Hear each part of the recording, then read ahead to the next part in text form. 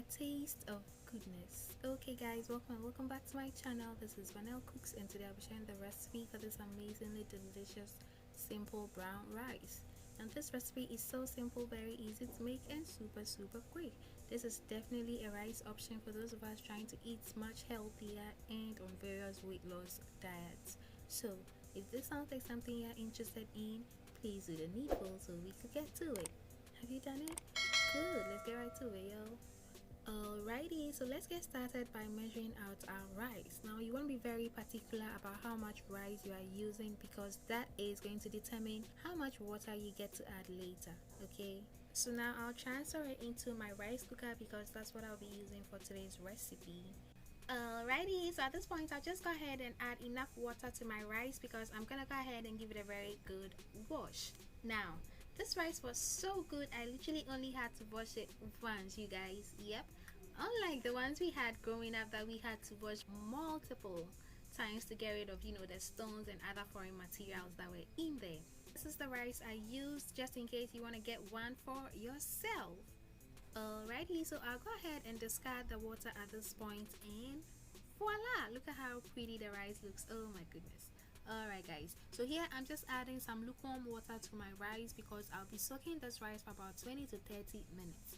Now this step is optional, but I highly recommend it. Now this is because when you soak your rice, or any whole grain for that matter, it helps to break down the hard to digest components of the grain while releasing highly beneficial nutrients. Plus it also cuts down cooking time. Alrighty, so at this point I'm just adding hot water that is twice the amount of rice that I used initially. Now this is because the universally accepted ratio is that for every 1 cup of brown rice you use, you are going to need 2 cups of water. Okay, but I'm just using hot water to facilitate my cooking process. Season it with some salt and give that a very good stir. You can also go old school and use your finger or eye to gauge to ensure that the depth of water above the rice is at least 1.5 inches higher than the depth of rice.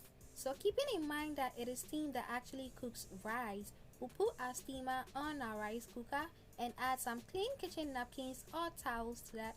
Cover that up and allow the rice cooker do its own thing. And this, my friend, should be perfectly done in about 20 minutes. Yep, 20 minutes undisturbed.